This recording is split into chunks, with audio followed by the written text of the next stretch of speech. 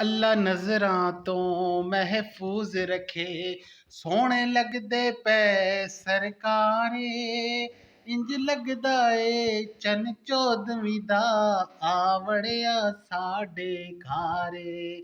ਹਰ ਪਾਸੇ ਰੌਣਕ ਛਾ ਗਈ ਏ, ਜਿਵੇਂ ਈਦ ਦਾ ਕੋਈ ਤਹਿਵਾਰ ਏ। ਸੱਚ ਅਜ਼ਲ ਸਿਆਣਿਆ ਆਖਿਆ ਏ, ਹੁੰਦੀ ਸੱਜਣਾ ਨਾਲ ਬਹਾਰੇ। ਕਸ਼ਮੀਰ ਨੂੰ ਕੋਚ ਗਈ, ਕਸ਼ਮੀਰ ਨੂੰ ਕੋਚ ਗਈ। ਹੋਰ ਤਾਂ ਹਮ ਕੋਈ ਨਹੀਂ, ਖਾ ਤੇਰੀ ਸੋਚ ਗਈ।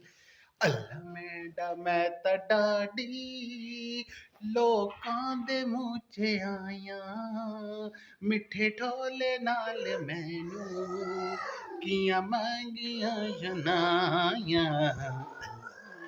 ਮੈਂ ਤਾਂ ਡਾਢੀ